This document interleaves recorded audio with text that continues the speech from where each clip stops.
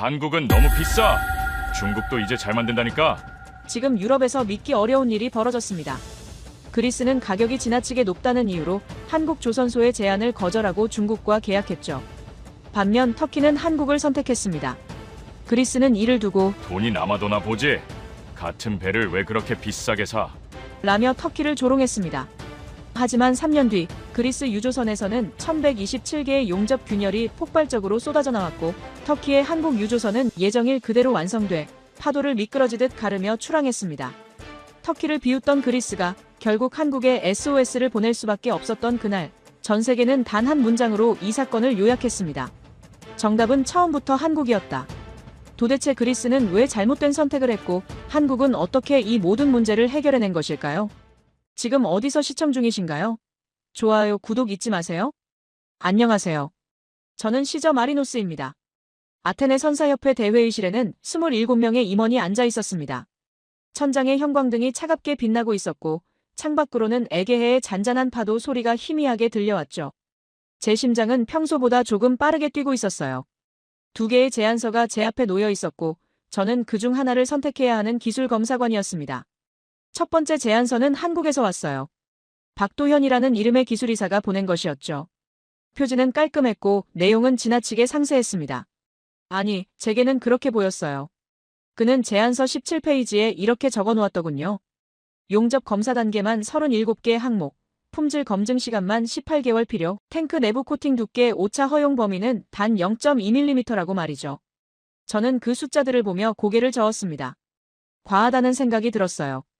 박도연은 회의 중 화상으로 연결되어 이렇게 말했죠. 생명을 싣는 배라는 점을 잊지 말아야 한다고 18개월이라는 시간은 안전을 위한 최소한의 기간이라고 강조했습니다. 저는 그의 말투에서 고집스러운 원칙주의를 느꼈어요. 아버지 세대의 낡은 방식 같다는 생각도 들었습니다. 두 번째 제안서는 중국 칭다오 조선소에서 왔어요. 위창이라는 프로젝트 매니저가 작성한 것이었죠. 그의 제안은 단순했습니다. 12개월 완공, 비용은 한국의 65%, 진척률은 매월 보고하겠다는 내용이었어요. 저는 그 간결함이 마음에 들었습니다. 복잡한 절차 대신 효율을 강조하는 방식이 현대적으로 느껴졌죠. 회의가 진행되는 동안 저는 두 제안서를 비교했습니다. 한국은 비쌌어요. 정확히 말하면 중국보다 35% 더 비쌌죠. 그리고 시간도 6개월이나 더 걸렸습니다. 저는 동료 검사관 니코스에게 속삭였어요. 한국은 너무 까다롭다고 우리가 필요한 건 완벽한 배가 아니라 제 시간에 운항할 수 있는 배라고 말했습니다. 니코스는 고개를 끄덕였죠. 대표 안드레아스가 제게 물었습니다. 기술적 관점에서 어느 쪽이 합리적인지 의견을 달라고 했어요. 저는 잠시 망설였습니다. 아버지의 목소리가 머릿속을 스쳤거든요. 아버지는 항상 이렇게 말씀하셨죠. 싸구려 배는 반드시 사람을 배신한다고요. 하지만 저는 그 생각을 밀어냈습니다. 시대가 바뀌었다고 생각했어요. 중국 조선 기술도 많이 발전했고 우리는 비용과 시간을 모두 절약할 수 있다고 판단했죠. 저는 안드레아스에게 대답했습니다. 중국 제안이 더 실용적이라고 한국은 지나치게 보수적인 기준을 고집한다고 말했어요. 회의실에는 동의하는 분위기가 흘렀습니다. 27명 중 23명이 중국 선택에 찬성했어요. 저도 그중 한 명이었죠. 우리는 위창과 계약서에 서명했습니다. 12개월 후면 새 유조선이 우리 손에 있을 거라는 기대가 회의실을 가득 채웠어요. 계약 체결 3일 후였습니다. 제 이메일에 업계 뉴스 알림이 도착했어요. 제목은 이랬죠. 터키 국영 해운사, 한국 조선소와 유조선 건조 계약 체결이라는 내용이었습니다. 저는 기사를 클릭했어요. 터키는 우리와 비슷한 시기에 발주를 준비하고 있었고 우리와 똑같은 두 제안서를 받았다고 했죠. 그런데 터키는 한국을 선택했습니다. 저는 화면을 보며 피식 웃었어요. 비싼 한국을 고르다니 어리석다는 생각이 들었죠. 터키 담당자들이 숫자를 제대로 읽을 줄 모르는 건 아닐까 하는 의심도 들었습니다. 저는 니코스에게 메시지를 보냈어요. 터키가 한국을 선택했다는 소식을 전하며 저희는 현명한 선택을 했다고 덧붙였죠. 니코스는 웃음 이모티콘을 보내왔습니다. 우리는 축배를 들었어요. 중국과의 계약이 성공적이라고 12개월 후면 터키보다 먼저 배를 받을 거라고 자신했죠. 저는 그날 밤 집으로 돌아가는 길에 아버지 무덤에 들렀습니다. 묘비 앞에 서서 혼잣말을 했어요. 아버지, 시대가 변했습니다. 이제는 효율이 중요한 시대라고 과도한 원칙은 오히려 발목을 잡는다고 말했죠. 저는 제 선택이 옳다고 믿었습니다. 중국은 우리에게 빠르고 저렴한 해결책을 제시했고 우리는 그것을 받아들였어요. 하지만 그때는 몰랐습니다. 12개월이 아니라 24개월이 걸릴 거라는 사실을요. 비용 절감이 아니라 손실의 시작이라는 것도요. 그리고 터키가 비웃음의 대상이 아니라 정답을 선택한 나라였다는 진실도 몰랐죠. 저는 그날 밤 서재에서 박도현의 제안서를 다시 펼쳤습니다. 18개월이라는 숫자가 눈에 들어왔어요. 용접 검사 37개 항목이라는 문장도 보였죠. 저는 그것들을 보며 고개를 저었습니다. 여전히 과하다고 생각했거든요. 그 순간 저는 아직 깨닫지 못했어요. 진짜 과한 것은 한국의 기준이 아니라 제 오만이었다는 사실을요. 그리고 그 오만이 저를, 우리 회사를, 그리스 전체를 어디로 이끌지 전혀 예상하지 못했습니다. 11월의 차가운 바람이 창문을 흔들었어요. 저는 제안서를 덮고 불을 껐습니다. 내일부터는 중국 조선소와의 본격적인 협업이 시작될 예정이었죠. 저는 기대에 차 있었어요. 하지만 그 기대는 곧 악몽으로 바뀔 운명이었습니다. 4개월이 지났을 때였습니다. 제 이메일 수신함에 위창으로부터 첫 번째 월간 진척 보고서가 도착했어요. 파일 크기는 2.3MB였고 PDF 형식이었어요. 저는 커피를 한 모금 마시며 파일을 열었죠. 4개월이 지났으니 진척률은 최소 33%는 되어야 정상이었습니다. 제 손가락은 마우스 위에서 미세하게 떨리고 있었어요. 보고서 3페이지에 적힌 숫자를 봤습니다. 진척률 52%. 저는 안도의 한숨을 내쉬었어요. 예상보다 훨씬 빠른 속도였죠. 위창은 보고서에 이렇게 적어놓았습니다. 선체 조립 85% 완료, 용접 작업 68% 진행 중, 일정 대비 19% 앞서 있다고 말이죠. 저는 니코스에게 메시지를 보냈어요. 중국 프로젝트가 예상보다 빠르게 진행되고 있다고, 우리 선택이 옳았다고 전했습니다. 니코스는 엄지를 치켜 세운 이모티콘을 보내왔죠. 하지만 보고서 7페이지를 넘기는 순간 뭔가 이상함을 느꼈습니다. 용접 품질 검사 항목이 비어 있었어요. 정확히 말하면 한국 제안서에 있던 37개 검사 항목 중 단 9개만 기록되어 있었죠. 나머지 28개 항목은 아예 언급조차 되지 않았습니다. 저는 화면을 확대해서 다시 봤어요. 혹시 제가 놓친 게 있나 싶어서요. 없었습니다. 저는 위창에게 이메일을 보냈습니다. 용접 품질 검사 항목이 누락된 것 같다고 전체 37개 항목에 대한 데이터를 요청한다고 적었어요. 답장은 6시간 후에 왔죠. 위창은 간단하게 답했습니다. 핵심 항목만 검사하고 있으며 나머지는 최종 단계에서 일괄 처리할 예정이라고요. 저는 그 답변을 읽으며 미간을 찌푸렸습니다. 뭔가 찝찝했어요. 하지만 진척률이 52%라는 숫자가 그 불안을 덮어버렸죠. 저는 스스로에게 말했습니다. 중국은 효율적으로 일하는 거라고 한국처럼 모든 걸 세세하게 체크할 필요는 없다고요. 그날 오후 업계 뉴스 알림이 또 도착했습니다. 제목을 보는 순간 손이 멈췄어요. 터키 한국 유조선 프로젝트 4개월 차 진척률 100% 달성이라는 내용이었죠. 저는 기사를 클릭했습니다. 터키 프로젝트는 정확히 예정된 일정대로 진행되고 있었어요. 용접 검사 37개 항목 전부 완료, 품질 편차 0.1mm 이내 유지, 지연사항 제로라고 적혀 있었습니다. 저는 화면을 응시했어요. 우리 프로젝트는 52% 진척에 용접 검사 항목 9개만 완료, 터키 프로젝트는 100% 일정 준수에 검사 항목 37개 전부 완료였죠. 숫자상으로는 우리가 더 빨라 보였지만 뭔가 석연치 않았습니다. 저는 니코스에게 전화를 걸었어요. 터키 소식을 들었냐고 물었죠. 니코스는 들었다고 답했습니다. 그러면서 이렇게 덧붙였어요. 한국은 느리지만 정확하게 간다고, 우리는 빠르게 간다고 말했죠. 저는 그 말에 동의했습니다. 속도가 중요하다고 터키는 18개월이라는 긴 시간을 감수하고 있지만 우리는 12개월 안에 끝낼 거라고 확신했어요. 하지만 마음 한구석이 불편했습니다. 한 달 반쯤 지나서 두 번째 진척 보고서가 도착했어요. 이번에는 파일 크기가 1.8MB로 줄어 있었죠. 저는 그 사실을 이상하게 여겼습니다. 프로젝트가 진행될수록 보고서는 두꺼워지는 게 정상인데 오히려 얇아졌거든요. 보고서를 열었습니다. 진척률 64%. 6주 만에 12% 증가였어요. 나쁘지 않은 속도였죠. 하지만 이번에도 용접 검사 항목은 여전히 9개만 기록되어 있었습니다. 저는 다시 위창에게 이메일을 보냈어요. 이번에는 조금 더 강하게 요구했죠. 전체 검사 항목에 대한 데이터가 필요하다고, 이건 계약 조건에 명시된 사항이라고 적었습니다. 위창의 답장은 이번에도 짧았어요. 검사는 진행 중이며 최종 보고서에 모든 데이터를 포함하겠다고 했죠. 그러면서 한 문장을 덧붙였습니다. 한국은 1mm까지 따지는 과한 기준을 고집하지만 우리는 실용적 기준으로 진행하고 있다고요. 저는 그 문장을 읽으며 고개를 끄덕였습니다. 맞는 말이라고 생각했어요. 한국은 지나치게 완벽주의적이고 중국은 현실적이라고 판단했죠. 저는 동료들에게도 그렇게 말했습니다. 한국은 과학의 절차가 많다고 우린 실속을 택한 거라고 강조했어요. 하지만 그날 밤 저는 잠을 제대로 이루지 못했습니다. 꿈속에서 아버지가 나타났어요. 아버지는 조선소 탱크 안에 서 계셨죠.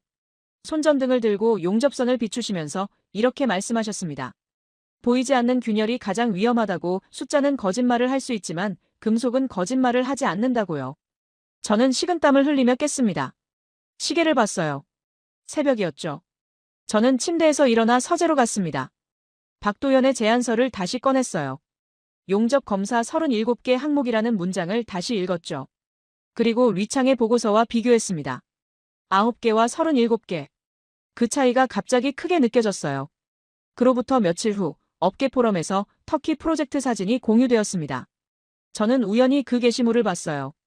사진 속에는 한국 기술진들이 탱크 내부에서 용접선을 검사하는 모습이 담겨 있었죠. 확대경을 들고 1cm씩 확인하는 장면이었습니다. 댓글란에는 이런 글이 달려 있었어요. 한국 기술진은 미친 것 같다고 저렇게까지 해야 하냐고 비웃는 내용이었죠. 저도 그 의견에 동의했습니다. 과하다고 생각했어요. 하지만 그 사진을 보고 나서 며칠 동안 저는 계속 그 장면이 떠올랐습니다. 확대경을 든 기술진의 모습이요. 또 한 달이 지났을 때 세 번째 보고서가 도착했어요. 진척률 73%였죠. 여전히 빠른 속도였습니다. 하지만 이번에는 새로운 항목이 추가되어 있었어요. 용접 편차 평균 1.8mm라는 기록이었죠. 저는 그 숫자를 보며 멈칫했습니다. 한국 제안서에는 용접 편차 허용 범위가 0.5mm 이하라고 명시되어 있었거든요. 1.8mm는 그 기준의 3.6배였어요. 저는 즉시 위창에게 연락했습니다. 이 편차는 허용 범위를 초과한 것 아니냐고 물었죠. 위창은 웃으며 대답했어요. 한국 기준은 지나치게 엄격하다고, 국제 표준으로는 2mm까지 허용된다고 말했습니다. 그러면서 걱정하지 말라고, 최종 검수 때 보정하면 된다고 덧붙였어요. 저는 전화를 끊고 한참을 멍하니 앉아 있었습니다. 뭔가 잘못되고 있다는 느낌이 들었어요. 하지만 진척률 73%라는 숫자가 여전히 저를 안심시켰죠. 우리는 예정보다 빠르게 진행되고 있었고 그게 중요했습니다. 같은 날 저녁 터키 관련 뉴스가 또 떴어요. 터키 한국 프로젝트 8개월 차 진척률 62% 달성이라는 제목이었죠. 저는 계산기를 두드렸습니다. 우리는 73%, 터키는 62%였어요. 우리가 1대1% 앞서 있었죠. 저는 니코스에게 메시지를 보냈습니다. 우리가 터키보다 빠르다고, 역시 중국 선택이 옳았다고 적었어요. 니코스는 동의했죠. 하지만 그 메시지를 보내고 나서도 저는 계속 불안했습니다. 왜 터키는 느린데도 37개 검사 항목을 전부 지키고 우리는 빠른데도 9개만 하는 걸까요? 그 질문이 머릿속을 떠나지 않았습니다. 밤이 깊어졌어요. 저는 창밖을 바라봤죠. 에게해의 어둠이 깊게 펼쳐져 있었습니다. 저 먼 곳에서 터키의 조선소에서는 한국 기술진들이 여전히 확대경을 들고 용접선을 확인하고 있을 거라는 생각이 들었어요. 그리고 우리 배는 1.8mm의 편차를 아는 채 계속 만들어지고 있었습니다. 저는 그날 밤에도 잠을 이루지 못했어요. 그렇게 불안한 밤들이 계속 이어졌습니다. 어느 날 아침 제 휴대폰이 울렸어요. 위창이었죠. 저는 평소와 달리 그의 전화를 받는 게 두려웠고 손이 미세하게 떨렸으며 목구멍이 바짝 말라 있었습니다. 통화 버튼을 누르자마자 위창의 목소리가 들렸는데 너무 침착해서 오히려 불안했어요. 위창은 말했습니다. 프로젝트에 약간의 일정 조정이 필요하다고요. 저는 숨을 참으며 얼마나 조정이 필요한지 물었죠. 위창은 잠시 침묵했고 그 침묵이 길게 느껴졌습니다. 12개월이라고 그가 말했어요. 저는 제 귀를 의심하며 다시 물었죠. 12주를 말하는 거냐고요. 위창은 아니라고 답했습니다. 12개월, 정확히 1년이 추가로 필요하다는 거였어요. 원래 약속한 납기는 12개월이었는데 이제 24개월이 된다는 뜻이었죠. 저는 말을 잃었고 위창은 계속 설명했어요. 용접 보수 작업이 예상보다 복잡하고 품질 검증 절차를 추가로 거쳐야 하며 자재 수급에도 문제가 생겼다고 했죠. 저는 그의 말을 듣고 있었지만 머릿속은 하얘졌습니다. 1년이라는 시간이 무엇을 의미하는지 계산이 시작됐거든요. 운임 수익 손실이었어요. 우리는 이 유조선으로 매달 일정한 수익을 올릴 계획이었습니다. 1년 지연은 그 수익을 고스란히 날리는 거였죠. 저는 급하게 계산기를 두드렸고 28억 원이라는 숫자가 나왔습니다. 저는 위창에게 물었어요. 모상은 어떻게 되는 거냐고요. 위창은 계약서 조항을 언급했습니다. 불가항력 조항이라고 했어요. 자재 수급 문제는 우리 책임이 아니라고, 따라서 보상 의무는 없다고 말했죠. 저는 분노가 치밀어 올랐지만 동시에 무력감도 느껴졌어요. 계약서에 그런 조항이 있었다는 걸 저도 알고 있었거든요. 전화를 끊고 나서 저는 한참을 멍하니 앉아 있었습니다. 1년. 그 숫자가 머릿속에서 계속 맴돌았어요. 저는 니코스에게 연락해서 중국이 1년 지연을 통보했다고 전했죠. 니코스는 욕을 퍼부었지만 그 욕설 뒤에는 저와 같은 무력감이 숨어 있었습니다. 이틀 후 대표 안드레아스가 긴급회의를 소집했어요. 회의실은 무거운 침묵으로 가득했고 27명의 임원 중 23명이 참석했습니다. 안드레아스는 제 앞에 서서 물었어요. 시저, 이 프로젝트를 기술적으로 검토한 사람이 누구였냐고요. 저는 제가 했다고 대답했죠. 안드레아스의 얼굴이 붉어졌습니다. 그는 소리쳤어요. 기술적으로 문제가 없다고 보고한 사람이 당신 아니었냐고, 12개월이면 된다고 확신한 사람도 당신이었다고 말했죠. 저는 변명할 말을 찾을 수 없었습니다. 맞는 말이었거든요. 안드레아스는 테이블을 쳤어요. 우린 왜 터키보다 1년이나 뒤처진 거냐고 외쳤습니다. 터키는 지금 어디쯤 와 있는지 아냐고 물었죠. 저는 알고 있었어요. 업계 뉴스를 통해 계속 확인하고 있었으니까요. 터키는 예정대로 진행되고 있었습니다. 한 임원이 최신 보고서를 꺼내 읽었어요. 터키의 한국 프로젝트는 10개월 차에 진척률 78%를 달성했다고 했죠. 일정 지연제로, 품질 검사 37개 항목 전부 통과, 용접 편차 0.3mm 이내 유지라고 덧붙였습니다. 회의실이 조용해졌어요. 그 숫자들이 우리를 짓눌렀습니다. 우리는 73% 진척의 1년 지연, 터키는 78% 진척의 지연 제로였죠. 저는 고개를 들 수 없었어요. 안드레아스가 다시 물었습니다. 시저, 당신은 한국이 비싸고 느리다고 했죠? 그런데 왜 터키는 우리보다 빠릅니까? 한국을 선택한 터키가 바보라고 했던 말 기억하시죠? 저는 아무 말도 할 수 없었습니다. 회의가 끝난 후 저는 사무실로 돌아왔어요. 책상 위에는 서류들이 쌓여 있었지만 아무것도 손에 잡히지 않았고 결국 서랍을 열어 아버지 사진을 꺼냈습니다. 사진 속 아버지는 조선소 앞에 서 계셨어요. 젊은 시절의 모습이었죠. 아버지는 평생 배를 검사하는 일을 하셨고 항상 말씀하셨습니다. 싸구려 배는 언젠가 반드시 사람을 배신한다고요. 기술은 돈으로 살 수 없고 안전은 타협할 수 없다고 강조하셨어요. 저는 그 말들을 평생 들어왔지만 무시했죠. 시대가 바뀌었다고 생각했고 아버지는 낡은 방식을 고집하는 사람이라고 여겼습니다. 그래서 중국을 선택했고 한국을 비웃었어요. 지금 제 손에 쥐어진 건 무엇이었을까요? 1년 지연, 28억 원 손실, 동료들의 비난, 그리고 점점 커지는 불안이었습니다. 저는 아버지 사진을 내려다보며 중얼거렸어요. 아버지 말이 맞았다고 제가 틀렸다고 인정했죠. 하지만 아직 끝이 아니었습니다. 그날 저녁 업계 포럼에 새로운 사진이 올라왔어요. 터키 프로젝트 현장 사진이었죠. 한국 기술진들이 선체 도장 작업을 마친 모습이 담겨 있었습니다. 사진은 선명했어요. 완벽하게 균일한 도장면, 흠 하나 없는 용접선, 정렬된 배관들이 보였죠. 댓글에는 감탄이 가득했습니다. 한국 기술력은 역시 다르다는 평가였어요. 터키가 현명한 선택을 했다는 의견도 많았죠. 저는 그 사진을 오래 들여다봤습니다. 그리고 우리 프로젝트를 떠올렸어요. 용접 편차 1.8mm, 검사 항목 9개만 완료, 그리고 1년 지연. 저는 두 프로젝트를 비교하는 표를 만들었습니다. 엑셀 파일을 열고 숫자들을 입력했어요. 그리스 프로젝트, 진척률 73%, 지연 12개월, 용접 편차 1.8mm.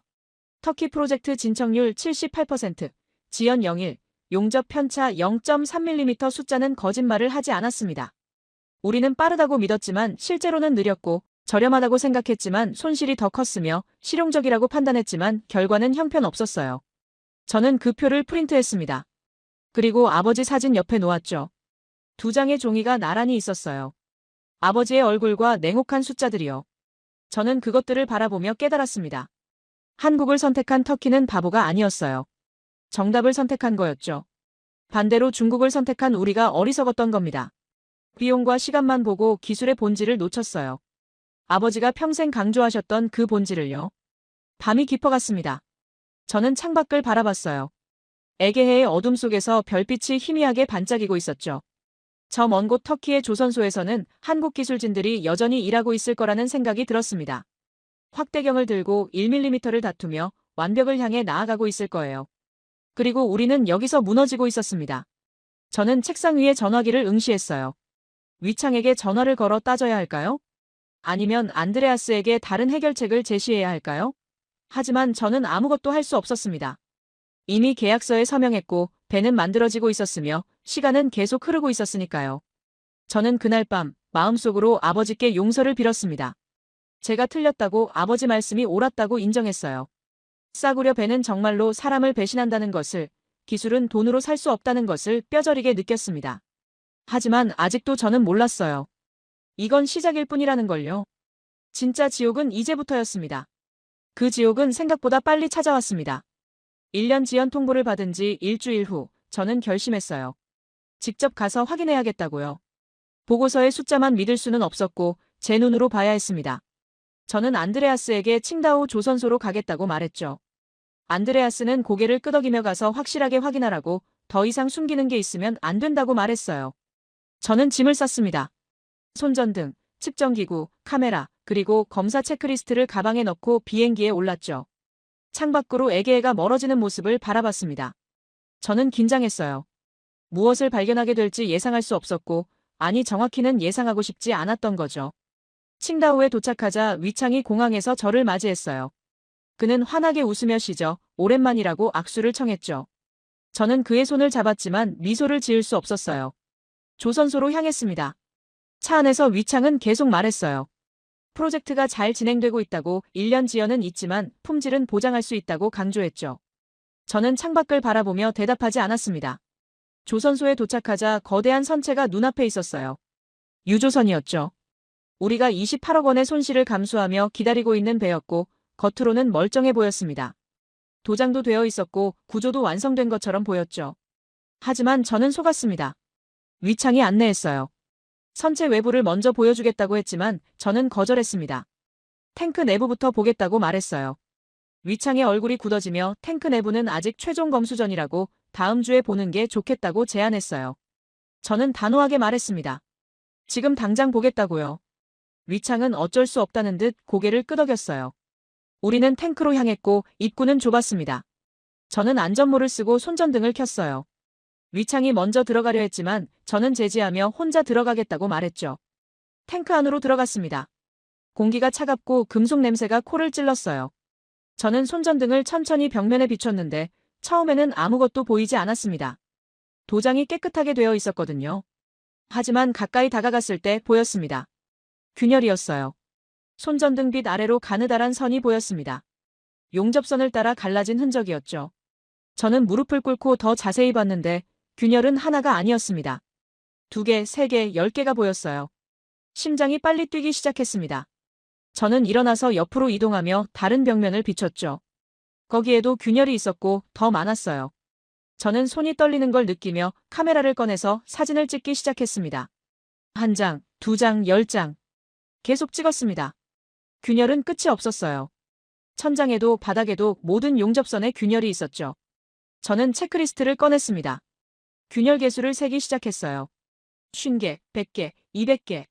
숫자는 계속 늘어났습니다. 저는 탱크 안을 계속 돌았어요. 2시간 동안 멈추지 않고 확인했죠. 손전등 배터리가 약해질 때쯤 저는 마지막 균열을 기록했습니다. 1127개. 정확히 1127개의 균열이었어요. 저는 그 숫자를 체크리스트에 적고 한참을 멍하니 서 있었습니다. 이건 배가 아니었어요. 시한폭탄이었죠. 바다에 나가는 순간 언제 터질지 모르는 폭탄을요. 탱크 밖으로 나왔습니다. 위창이 기다리고 있었고 어떠냐고 물었죠. 저는 체크리스트를 그에게 내밀었습니다. 위창은 숫자를 보고 눈을 깜빡이며 이건 뭐냐고 물었어요. 균열 개수라고 저는 대답했습니다. 1127개의 용접 균열이 탱크 내부에 있다고 말했죠. 위창은 웃으며 시저 이건 과장이라고 했어요. 균열이 아니라 표면 자국일 뿐이라고 주장했죠. 저는 분노가 치밀어 올랐습니다. 표면 자국이 아니라고, 명백한 용접 불량이라고 소리쳤어요. 위창은 여전히 침착했습니다. 한국은 1mm까지 따지는 과한 기준을 쓴다고 국제 표준으로는 이 정도는 허용 범위라고 말했죠. 저는 카메라를 꺼냈습니다. 사진들을 보여줬어요. 균열 사진, 도장 박리 사진, 용접 불량 사진들이었죠. 위창은 사진을 보고도 태연했습니다. 이 정도는 보수하면 된다고 2주면 충분하다고 말했어요. 저는 믿을 수가 없었습니다. 1127개의 균열을 2주 만에 보수한다고요? 저는 그에게 물었어요. 이게 정말 가능하다고 생각하냐고요. 위창은 자신있게 답했습니다. 우리 팀은 경험이 많다고 문제 없다고 장담했죠. 저는 더 이상 그와 대화하고 싶지 않았고 다른 곳도 확인하겠다고 말했어요. 추진축 쪽으로 가겠다고 했죠. 위창은 주저했지만 안내했습니다. 추진축을 보고 정렬 상태를 측정했는데 오차가 있었어요. 한국 기준으로는 1mm 이내여야 하는데 4.8mm나 벗어나 있었죠. 저는 측정기구를 다시 확인했지만 틀림없었어요. 위창에게 보여주자 그는 이것도 보정 가능하다고 말했습니다. 시저, 너무 걱정하지 말라고 우린 전문가라고 강조했어요. 저는 그의 말을 듣고 있었지만 머릿속은 다른 생각으로 가득했어요. 터키였습니다. 터키의 한국 프로젝트는 지금 어디쯤 와 있을까요? 저는 휴대폰을 꺼내 업계 뉴스를 검색했고 그날 올라온 기사가 있었죠. 제목을 읽는 순간 숨이 막혔습니다. 터키 한국 유조선, 선체 완성 및 도장 1차 마감. 기사를 클릭하자 사진이 있었어요. 터키의 유조선 사진이었죠. 완벽했습니다. 도장은 균일했고 용접선은 흠 하나 없었으며 배관은 정렬되어 있었어요. 저는 제가 서 있는 이곳을 돌아봤어요.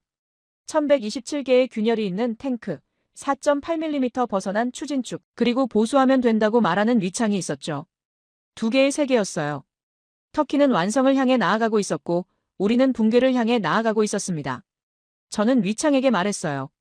이건 보수의 문제가 아니라고요. 이건 처음부터 잘못됐다고 용접 자체를 다시 해야 한다고 소리쳤습니다. 위창은 고개를 저으며 시저, 당신은 과하게 반응하는 거라고 한국 기준에 너무 영향을 받은 거라고 말했죠. 저는 웃음이 나왔어요. 쓴웃음이었죠. 과하게 반응하는 게 아니었습니다. 저는 이제야 정상적으로 반응하고 있는 거였어요. 그동안 제가 비정상이었죠. 한국을 과하다고 비웃고 중국을 실용적이라고 칭찬하며 터키를 바보라고 조롱했던 제가요. 저는 위창에게 마지막으로 물었습니다. 정말로 이 배가 안전하다고 생각하냐고요. 당신 가족을 이 배에 태울 수 있냐고 물었어요. 위창은 대답하지 않았습니다. 그 침묵이 모든 걸 말해줬어요. 저는 돌아서서 조선소를 나갔죠. 위창이 뒤에서 뭐라고 말했지만 듣지 않았습니다. 택시를 타고 공항으로 가는 길에 저는 안드레아스에게 전화를 걸었어요. 1127개의 균열, 추진축 오차 4.8mm, 도장 불량 다수라고 보고했죠. 안드레아스는 한참 침묵하다가 물었어요. 이 배는 쓸 수 있냐고요. 저는 지금 상태로는 불가능하다고 전면 재작업이 필요하다고 대답했죠. 전화기 너머로 안드레아스의 한숨이 들렸습니다. 저는 비행기에 올라 좌석에 앉아서 창밖을 바라봤습니다. 칭다오의 불빛이 점점 멀어지고 있었죠. 저는 가방에서 체크리스트를 꺼내 1127이라는 숫자를 다시 봤어요. 그리고 아버지가 떠올랐습니다. 아버지는 늘 말씀하셨죠. 싸구려 배는 반드시 사람을 배신한다고요.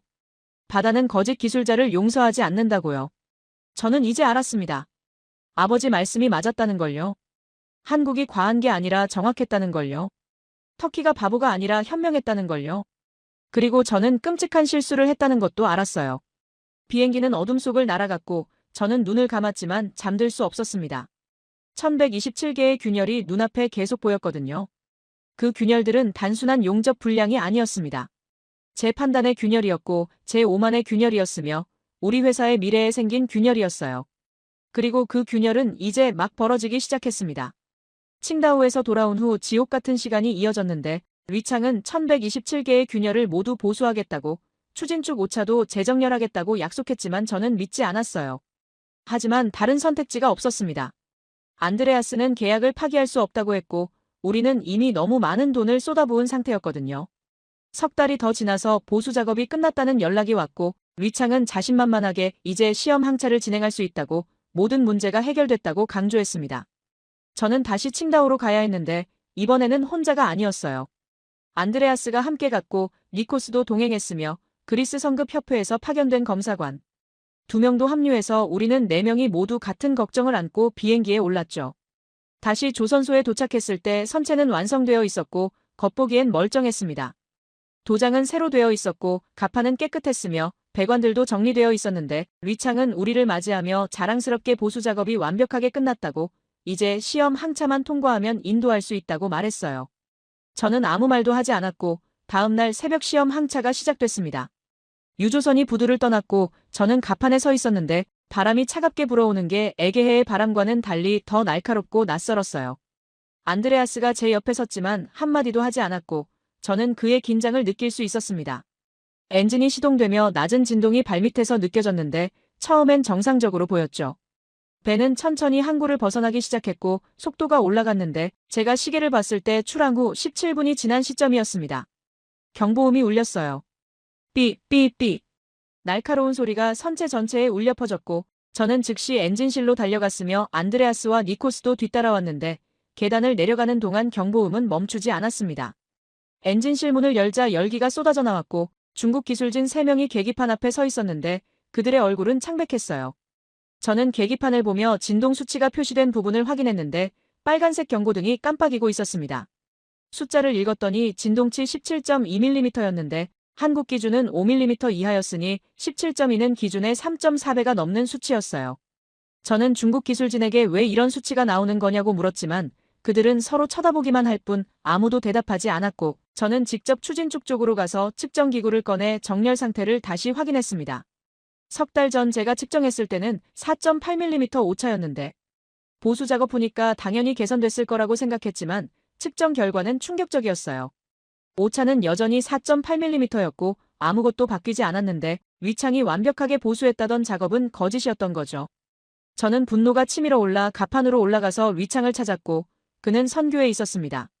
저는 그에게 다가가서 측정 결과를 보여주며 추진축 오차가 그대로라고 아무것도 고치지 않았다고 소리쳤는데 위창은 당황하며 그럴 리 없다고 말하고는 보수 작업 보고서를 보여주겠다고 했어요. 저는 보고서 따위 필요 없다고 숫자가 모든 걸 말해준다고 이 배는 지금 당장 항구로 돌아가야 한다고 외쳤고 안드레아스도 동의하며 더 이상 시험을 계속할 수 없다고 위험하다고 판단했습니다. 하지만 배는 계속 나아가고 있었어요. 선장은 중국인이었고 위창의 지시를 따르고 있었는데 위창은 선장에게 계속 항해하라고 명령하며 일시적인 오류일 뿐이라고 곧 안정될 거라고 주장했죠. 저는 믿을 수가 없었습니다. 진동치 17.2mm가 일시적 오류라고요? 추진축 오차 4.8mm를 무시하고 계속 항해하라고요? 저는 안드레아스에게 우리가 직접 선장에게 지시해야 한다고 말했지만 안드레아스는 고개를 저으며 계약상 시험 항차 중에는 중국 측이 운영권을 갖는다고 우리는 관찰자일 뿐이라고 강제할 권한이 없다고 말했고 저는 무력감을 느꼈어요. 1시간이 더 지났는데 경보음은 간헐적으로 울렸고 진동은 계속됐으며 저는 가판에서 바다를 바라보고 있었습니다. 니코스가 제게 다가와서 휴대폰을 건네주며 이걸 보라고 했는데 화면에는 소셜미디어 게시물이 떠 있었고 터키에 온 당국 공식 계정에 동영상이 하나 업로드되어 있었어요. 저는 재생 버튼을 눌렀습니다. 영상이 시작되자 터키의 한국 유조선이 바다 위를 순항하고 있었는데 카메라는 선체를 천천히 따라갔고 엔진 소리는 부드러웠으며 물보라는 규칙적으로 일어나고 있었어요. 자막이 떴는데 해상시험 완벽 통과, 진동수치 4.2mm로 한국 기준 이내, 추진축. 정렬 오차 0.3mm, 모든 시스템 정상 작동이라고 적혀 있었습니다. 저는 영상을 멈추지 않고 끝까지 봤는데 터키 유조선은 완벽했어요. 파도를 가르며 나아가는 모습이 안정적이었고 가판 위에 터키 관계자들은 웃고 있었으며 한국 기술진들은 자신감 있는 표정으로 서 있었죠. 저는 제가 서 있는 이 배를 돌아봤는데 경보음이 또 울렸고 삐삐삐 진동은 멈추지 않았으며 위창은 여전히 괜찮다고 말하고 있었고 중국 기술진들은 당황한 표정으로 계기판만 쳐다보고 있었어요. 2개의 세계였습니다. 터키는 완벽한 시험 항차를 마치고 있었고 우리는 경보음 속에서 표류하고 있었는데 같은 유조선, 같은 목적이었지만 완전히 다른 결과였죠. 저는 니코스에게 휴대폰을 돌려주며 우린 폭탄을 샀고 터키는 정답을 샀다고 중얼거렸고 니코스는 아무 말도 하지 않았는데 그럴 필요가 없었어요. 우리 모두 알고 있었으니까요. 한국을 비웃고 중국을 선택한 우리가 얼마나 어리석었는지를요. 3시간 후 배는 마침내 항구로 돌아왔는데 위창은 일시적 문제였다고 말하며 재조정하면 된다고 다시 시험 항차를 하면 된다고 주장했지만 저는 더 이상 그의 말을 듣지 않았습니다. 부두에 내리자마자 저는 안드레아스에게 이 배는 안 된다고 다시 시험해봐야 소용없다고 근본적인 문제가 있다고 보고했고 안드레아스는 고개를 끄덕였는데 그도 같은 생각이었어요. 호텔로 돌아가는 택시 안에서 저는 창밖을 바라봤는데 칭다오의 밤 풍경이 지나가고 있었지만 아무것도 눈에 들어오지 않았습니다. 머릿속에는 두 개의 장면만 반복되고 있었는데 우리 배의 빨간 경고등과 터키 배의 부드러운 항해가 계속 교차했어요. 그날 밤 저는 잠들 수 없었는데 아버지 목소리가 들리는 것 같았습니다. 바다는 거짓을 용서하지 않는다고, 기술은 타협할 수 없다고 말씀하시는 목소리였고 저는 이제 완전히 이해했어요. 한국 기준이 과한 게 아니었습니다.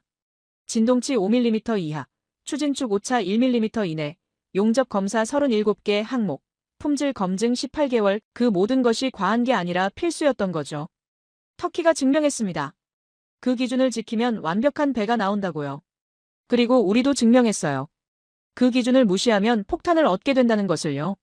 새벽이 밝아올 때까지 저는 침대에 누워 천장을 바라봤는데 경보음이 아직도 귓속에서 울리고 있었고 진동이 아직도 몸에 느껴지는 것 같았습니다. 그리고 알았어요. 이건 끝이 아니라 더 큰 재앙이 우리를 기다리고 있다는 것을요. 빨간 경고등은 단순한 경고가 아니라 최후 통첩이었습니다.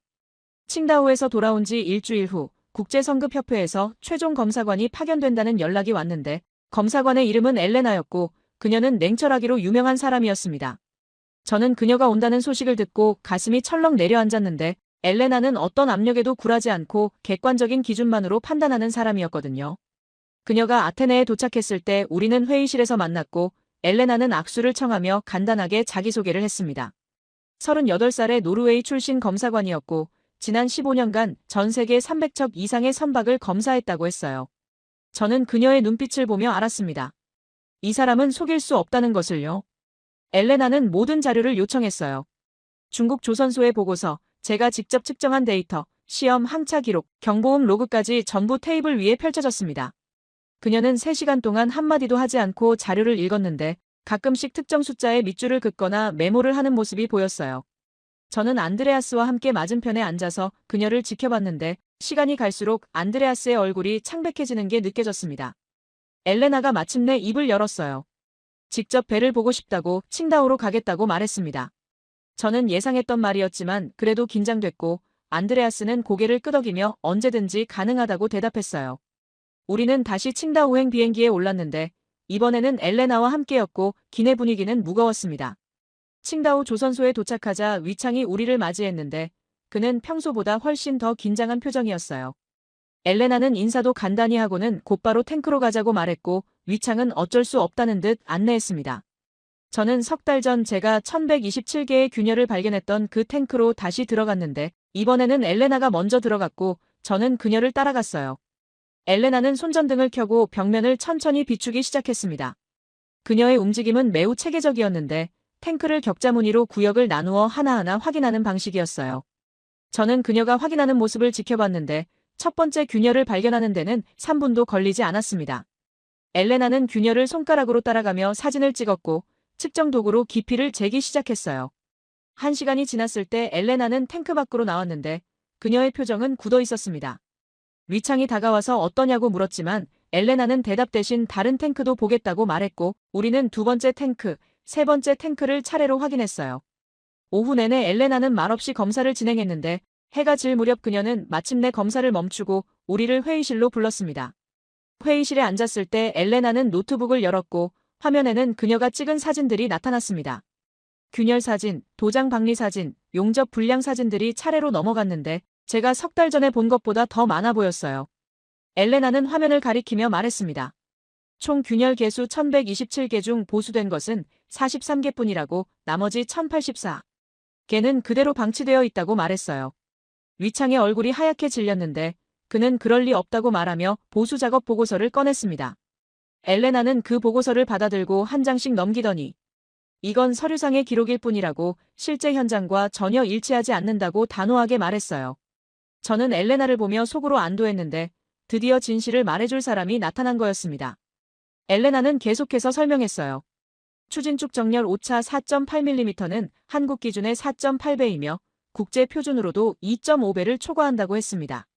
시험 항차 중 측정된 진동치 17.2mm는 허용 기준의 3.4배이고 이 정도 진동은 6개월 이내에 엔진 손상을 일으킬 가능성이 92%라고 덧붙였어요. 안드레아스는 숨을 삼키며 들고 있었고 저는 엘레나가 말하는 모든 숫자를 메모했습니다. 그리고 엘레나가 마지막 문장을 말했어요. 이 선박은 운항 불가입니다. 회의실이 조용해졌는데 위창은 일어서서 항의하려 했지만 엘레나는 손을 들어 제지했습니다. 이건 제 개인 의견이 아니라고, 국제성급협회의 공식 판정이라고, 이 배는 현재 상태로는 어떤 해역에서도 운항 허가를 받을 수 없다고 분명하게 말했어요. 안드레아스가 물었습니다. 보수 가능성은 없냐고요. 엘레나는 고개를 저으며 전면 재작업이 필요하다고, 최소 8개월에서 1년이 걸릴 것이라고, 비용은 신조 가격의 60% 수준이 될 거라고 답했습니다. 저는 그 순간 모든 게 끝났다는 걸 알았어요. 우리는 28억 원의 운임 손실에 이어 이제 신조 가격의 60%를 추가로 지불해야 하는 상황이 된 거였습니다. 안드레아스는 의자에 주저앉았고 위창은 여전히 항변하려 했지만 아무도 그의 말을 듣지 않았어요. 호텔로 돌아온 그날 밤, 저는 휴대폰을 켰는데 업계 뉴스 알림이 여러 개 떠 있었습니다. 그중 가장 위에 있는 기사의 제목을 보는 순간 눈을 감았어요. 터키 한국 유조선, 공식 인도식 개최. 기사를 클릭했는데 사진이 가득했습니다. 터키 해운 당국 관계자들과 한국 조선소 임원들이 악수하는 사진, 유조선 갑판에서 샴페인을 터뜨리는 사진, 완벽하게 도장된 선체가 햇빛 아래 빛나는 사진들이었어요. 기사 내용에는 이렇게 적혀 있었습니다. 계약일로부터 정확히 18개월 만에 인도 완료, 모든 품질 기준 통과, 터키. 해운사 관계자는 한국 기술에 깊은 감사를 표한다고 말했죠.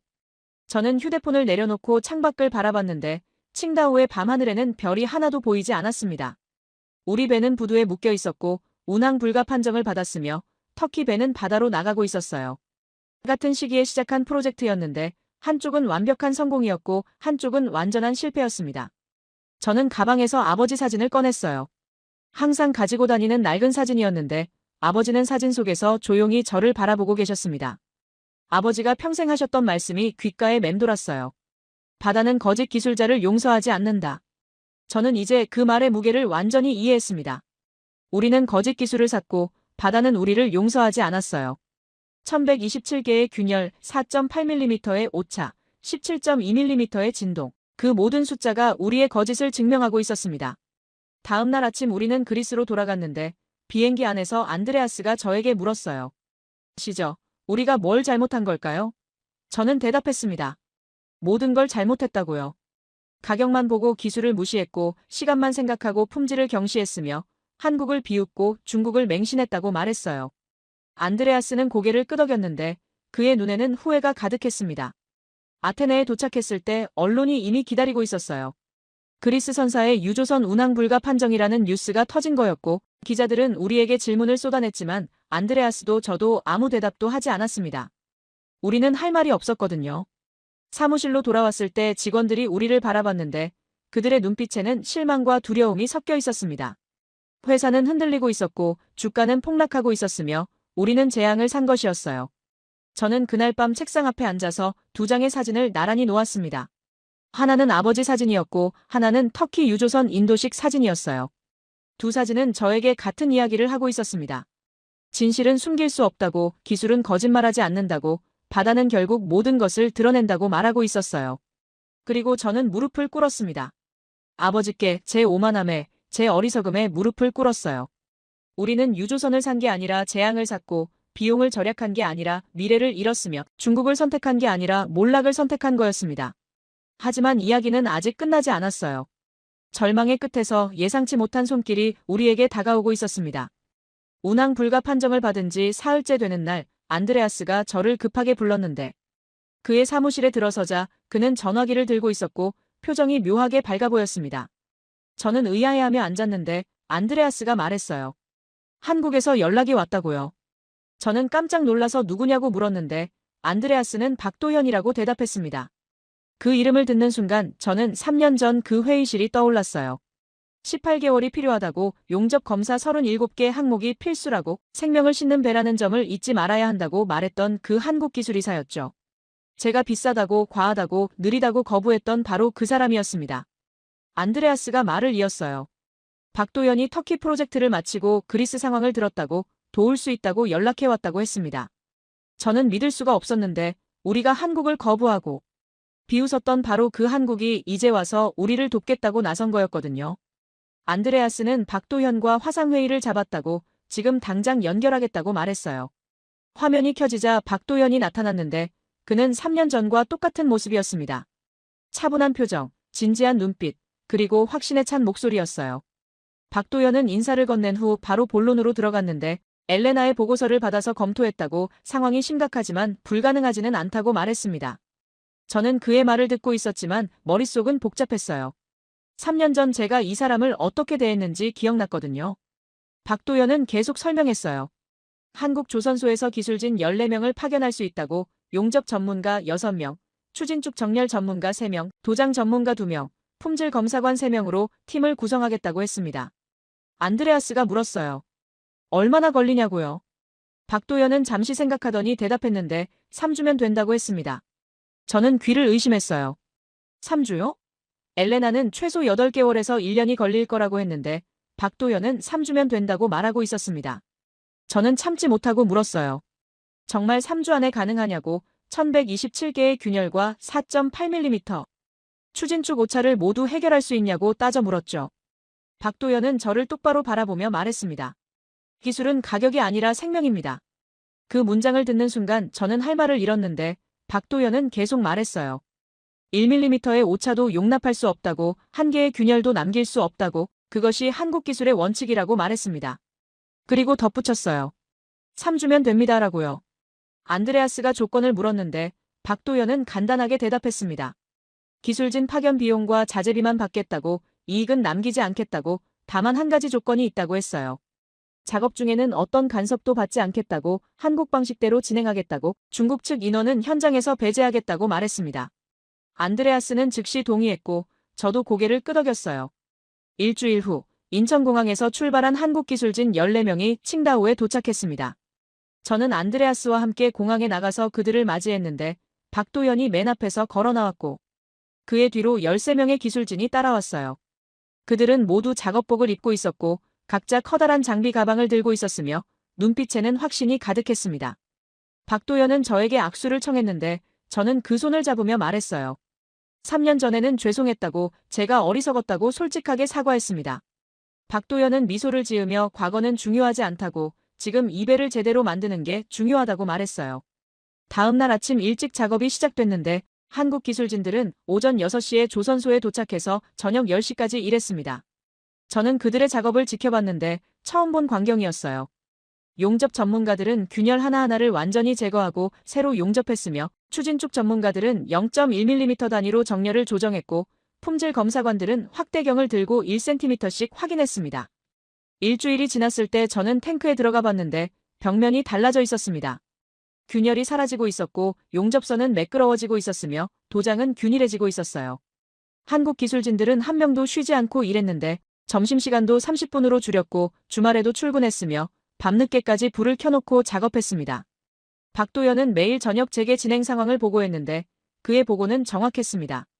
균열 보수 완료 482개, 진행 중 341개, 대기 중 304개라는 식으로 숫자로 정확하게 알려줬고 추진축 정렬 오차는 매일 줄어들어서 일주일 만에 4.8mm에서 1.2mm로 감소했어요.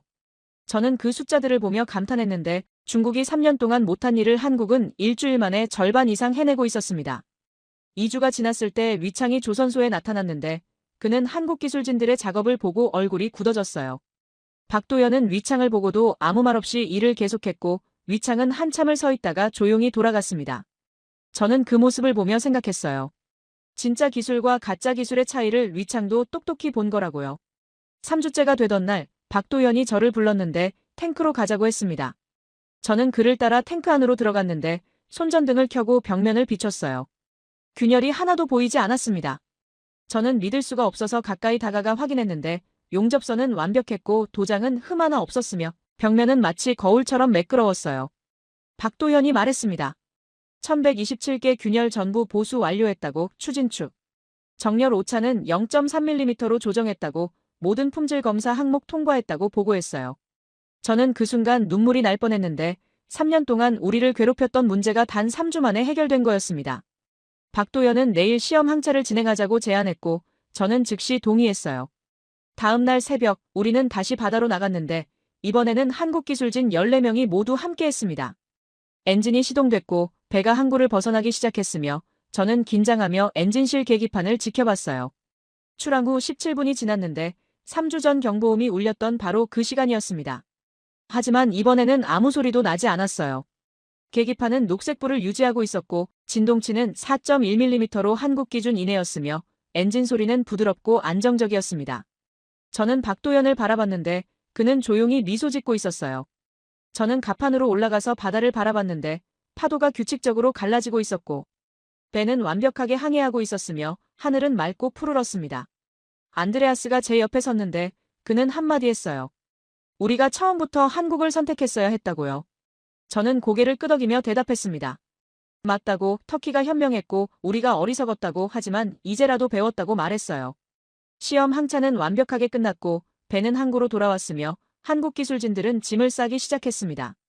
저는 박도연에게 다가가서 감사하다고 말했는데 박도연은 이렇게 대답했어요. 기술은 국적이 없다고, 다만 진실만 있을 뿐이라고, 그리스가 이제 그 진실을 알게 됐으니 다행이라고 말했습니다. 한국 기술진들이 떠나는 날 저는 공항까지 배웅을 나갔는데 박도연은 마지막으로 제 손을 잡고 말했어요. 다음 발주 때는 처음부터 한국을 선택하시라고, 그게 당신의 회사와 선원들의 생명을 지키는 길이라고 조언했습니다. 저는 약속했어요. 반드시 그러겠다고요. 비행기가 하늘로 올라가는 모습을 보며 저는 생각했습니다. 우리는 3년을 헤맸지만 결국 답을 찾았고 28억 원을 잃었지만 더 큰 교훈을 얻었으며 중국을 믿었다가 한국을 알게 됐다고요. 그리고 무엇보다 진짜 기술이 무엇인지 배웠습니다. 3주의 기적은 단순한 기적이 아니었어요. 그것은 30년 축적된 기술력이었고 타협 없는 품질 철학이었으며 1mm도 용납하지 않는 장인 정신이었습니다. 한국은 그것을 증명했고 우리는 그것을 배웠어요. 한국 기술진이 떠난 지 2달 후 그리스 선사협회에서 새로운 유조선 발주를 위한 회의가 소집됐는데 저는 다시 그 익숙한 대회의실에 앉아 있었습니다. 4년 전 중국과 한국 중에서 선택해야 했던 바로 그 자리였고 27명의 임원이 똑같이 앉아 있었으며 천장의 형광등도 여전히 차갑게 빛나고 있었어요. 하지만 모든 게 달라져 있었습니다. 테이블 위에는 2개의 제안서가 놓여 있었는데 하나는 중국 칭다오 조선소에서 온 것이었고 하나는 한국 조선소에서 온 것이었습니다. 리창은 이번에도 12개월 완공, 비용 절감, 효율적 진행을 강조했고 박도연은 여전히 18개월 필요, 용접 검사 37개 항목 필수, 품질 타협 불가를 주장했어요. 숫자만 보면 4년 전과 똑같았지만 이 숫자들이 의미하는 바는 완전히 달라져 있었습니다. 안드레아스가 저에게 물었어요. 시저 기술검사관으로서 의견을 달라고 했습니다. 저는 자리에서 일어나서 2 제안서를 손에 들었는데 27명의 시선이 저에게 쏠렸고 회의실은 조용해졌습니다. 저는 심호흡을 한 번 하고 입을 열었어요. 4년 전 이 자리에서 저는 중국을 선택했다고, 한국은 비싸고 느리고 과하다고 판단했다고 말했습니다. 그리고 그 선택이 우리를 어디로 이끌었는지 여러분도 다 아실 거라고 덧붙였어요. 28억 원의 운임 손실, 1년 지연, 1127개의 균열, 운항 불가 판정, 그리고 한국의 긴급구조로 겨우 살아났다고 말했습니다. 회의실이 더 조용해졌는데 저는 계속 말했어요. 한국 기술은 비싼 게 아니라 정확했다고, 18개월이라는 시간은 느린 게 아니라 필요한 시간이었다고, 용접 검사 37개 항목은 과한 게 아니라 필수였다고 강조했습니다. 그리고 중국을 선택한 우리가 결국 더 많은 시간과 비용을 쓰게 됐다고, 터키가 정답을 선택했고 우리는 오답을 선택했다고 인정했어요. 한 임원이 물었는데 그렇다면 이번에는 어떻게 해야 하냐고 했습니다. 저는 한국 제안서를 들어올리며 대답했어요. 우린 이제 한국으로 갑니다라고 분명하게 말했습니다. 18개월을 기다리더라도 비용이 더 들더라도 한국의 기준을 따르는 게 결국 가장 빠르고 가장 저렴한 길이라고 설명했어요. 왜냐하면 한국은 처음부터 제대로 만들어서 한 번에 끝내기 때문이라고, 중국처럼 만들고 고치고 또 고치는 시간 낭비가 없기 때문이라고 덧붙였습니다. 안드레아스가 고개를 끄덕였는데 다른 임원들도 하나둘 동의하기 시작했습니다. 4년 전 23명이 중국에 찬성했던 그 회의실에서 이번에는 25명이 한국에 찬성했어요. 저는 그 순간 느꼈습니다. 우리가 정말로 배웠다는 것을요. 회의가 끝나고 저는 사무실로 돌아왔는데 책상 위에는 여전히 아버지 사진이 놓여 있었습니다. 저는 그 사진을 집어들고 한참 바라봤는데 아버지는 사진 속에서 여전히 조용히 저를 바라보고 계셨어요. 저는 중얼거렸습니다. 아버지, 이제야 진짜 기술을 배웠습니다. 아버지가 평생 말씀하셨던 그 진실을요. 싸구려 베는 사람을 배신한다는 것, 기술은 돈으로 살 수 없다는 것, 바다는 거짓을 용서하지 않는다는 것을 이제야 완전히 이해했다고 말했어요. 4년이 걸렸고 28억 원을 잃었으며 회사의 명예에 큰 타격을 입었지만 결국 배웠다고 고백했습니다. 그날 저녁 저는 터키 해운사 담당자에게 이메일을 보냈는데 4년 전 터키가 한국을 선택했을 때 제가 비웃었던 것에 대해 사과한다고 적었습니다. 터키는 현명했고 우리는 어리석었다고 이제야 그 차이를 이해하게 됐다고 솔직하게 인정했어요. 답장은 다음 날 아침에 왔는데 터키 담당자는 이렇게 썼습니다. 기술에는 국경이 없고 배우는데 늦은 때란 없으며 그리스가 이제 올바른 선택을 하게 된 것을 축하한다고 말했어요. 한 달 후 한국 조선소와 정식 계약을 체결했는데 박도연이 직접 아테네로 왔습니다. 계약서에 서명하는 자리에서 저는 박도연에게 물었어요. 4년 전 우리가 거절했을 때 어떤 기분이었냐고요. 박도연은 잠시 생각하더니 대답했는데 아쉬웠다고 했습니다. 하지만 화나지는 않았다고, 왜냐하면 결국 진실은 드러나기 마련이고 좋은 기술은 언젠가 인정받게 되어 있다고 믿었기 때문이라고 설명했어요. 저는 박도연에게 물었습니다. 한국 기술의 비결이 뭐냐고요. 박도연은 간단하게 대답했는데 타협하지 않는 것이라고 했습니다. 1mm도 타협하지 않고 한 개의 균열도 타협하지 않으며 품질에 대해서는 절대 타협하지 않는 것이 한국 기술의 전부라고 말했어요. 그리고 덧붙였습니다. 처음에는 비싸 보이고 느려 보이지만 끝까지 가보면 가장 저렴하고 가장 빠른 길이라고요. 저는 그 말을 가슴에 새겼는데 정말 그랬습니다. 중국은 12개월이라고 했지만 결국 24개월 이상 걸렸고 한국은 18개월이라고 했는데 정확히 18개월 만에 완성했어요. 중국은 저렴하다고 했지만 결국 보수 비용까지 합치면 한국보다 비쌌고 한국은 비싸다고 했지만 추가 비용 없이 정확히 계약대로 끝났습니다. 그로부터 6개월 후 새로운 유조선 건조가 시작됐는데 저는 한국 조선소를 직접 방문했습니다.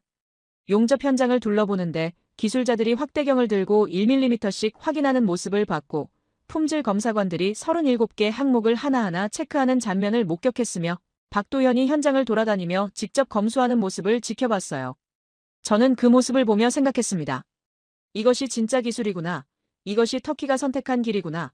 그리고 이제 우리도 이 길을 걷게 됐구나 하고요.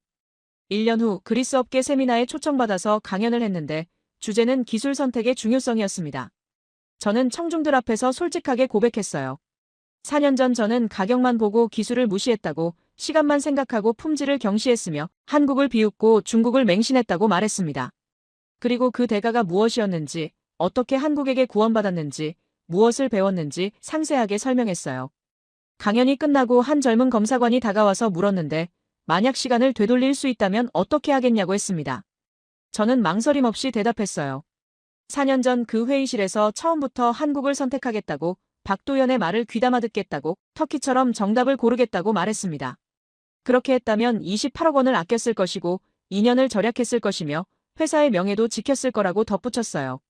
그날 밤 집으로 돌아가는 길에 저는 에게해를 바라봤는데 파도가 잔잔하게 일렁이고 있었고 하늘에는 별이 가득했습니다. 저 바다 어딘가에서 터키의 한국 유조선이 항해하고 있을 거라고 생각했고 우리의 새 유조선도 곧 저 바다를 달리게 될 거라고 상상했어요. 그리고 이번에는 완벽할 거라고, 왜냐하면 한국 기술이 만든 배니까요. 집에 도착해서 서재로 들어갔는데 책상 위에는 여전히 아버지 사진이 놓여 있었습니다. 저는 그 옆에 새로운 사진을 하나 더 놓았는데 한국 조선소에서 박도연과 함께 찍은 사진이었어요. 두 사진이 나란히 놓이니까 마음이 편안해졌습니다. 아버지는 평생 진실을 말씀하셨고 박도연은 그 진실을 증명했으며 저는 그 진실을 배웠어요. 싸구려 배는 사람을 배신합니다. 기술은 돈으로 살 수 없습니다. 바다는 거짓을 용서하지 않습니다. 그리고 진짜 기술은 타협하지 않습니다. 우리는 늦었지만 정답을 배웠습니다. 터키는 처음부터 알았고 한국은 늘 증명해왔으며 그리스는 이제야 깨달았어요. 하지만 늦었다고 해서 배울 수 없는 건 아닙니다. 실패했다고 해서 다시 시작할 수 없는 건 아니에요. 중요한 건 깨닫는 것이고 인정하는 것이며 바꾸는 것입니다. 저는 바꿨습니다. 그리고 다시는 같은 실수를 반복하지 않을 것입니다. 창밖으로 에게해의 밤바람이 불어왔는데 그 바람은 더 이상 차갑지 않았습니다. 따뜻했어요. 희망이 느껴졌습니다. 왜냐하면 이제 우리는 알게 됐으니까요. 진짜 기술이 무엇인지, 진짜 가치가 무엇인지, 진짜 선택이 무엇인지를요. 그리고 그 지식은 앞으로 우리를 올바른 길로 인도할 것입니다. 영원히요.